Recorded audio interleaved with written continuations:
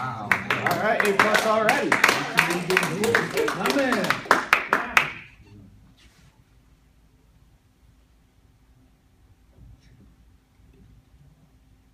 Nothing but hurt left here. Nothing but bullets and pain and the bled out slumping and the fucks and the goddams and the Jesus Christ of the wounded. Nothing left here but the hurt. Cuss words. Curse words.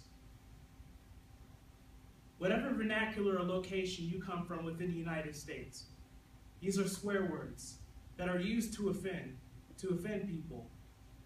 You see it in media, movies such as Saving Private Ryan, where you have a rated R. The rated R is for the strong language that it represents. The rated R is for the graphics and horror, the blood and gore. All of these elements that make a rated R are intertwined and connected. I want to say that cursing is interconnected with war.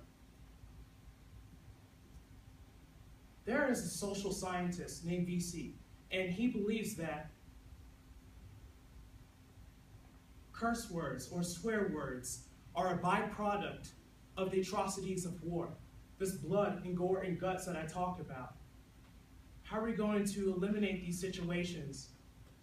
In addition, I also believe that curse words create post-traumatic stress disorder, which is both a physical and verbal outcome after a war. I like to think things in the chemical reaction method. If you look from left to right, you have your reactants. Your reactants go to your products.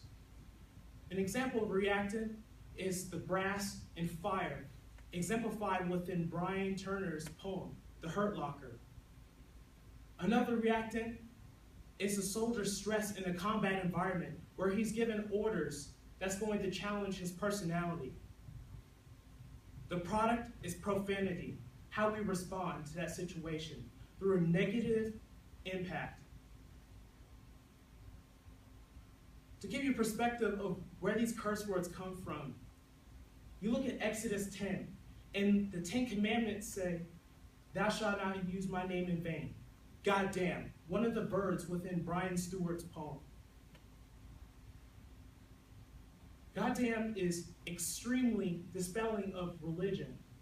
When people are stuck in a situation in war, they sometimes make choices that dispel religion. They think about their country first instead. Also referred to the 18th and 1900s within England.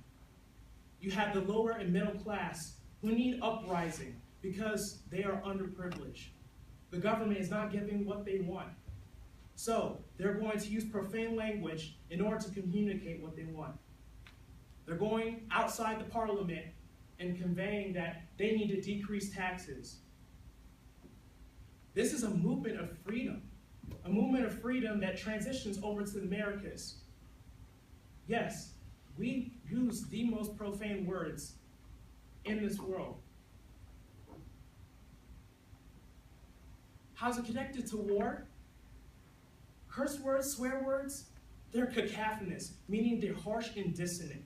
They sound gross. They sound disgusting. I'm going to give you an example. Crap and cringe both start with a C and an R. Harsh and dissonant. It doesn't sound good. Just like war is not good. You just experience your soldiers constantly being shot at every single day from that Ba'ath Party member in the tower. Cursing is a verbal tool to harm. It's very similar to an M16, a gun. Only that it comes from our mouth and not from the muzzle.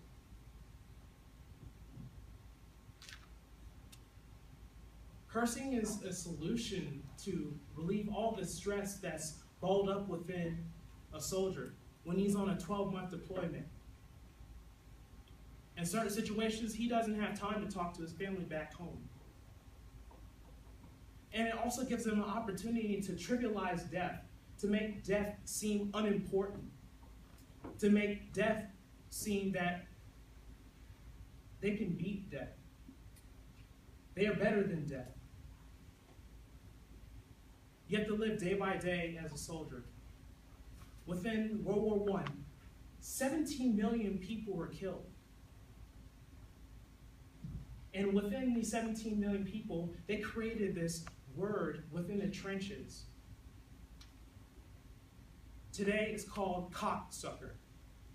But back then, it was a creative word called carksucker. And over time, it's shifted and changed.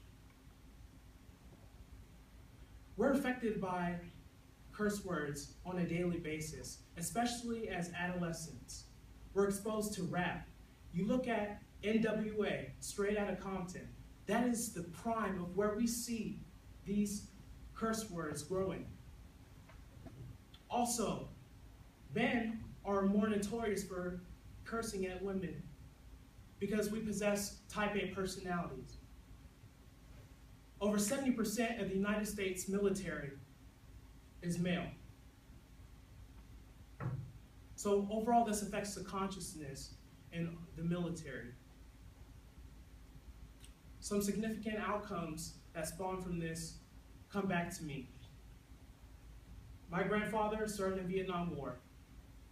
And when he went to Vietnam War, he was a nice person. Then he came back and he started yelling at my mother, using profanity. So I challenge you.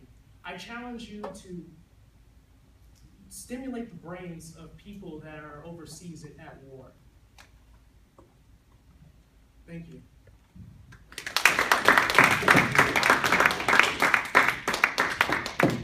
Oh, so off.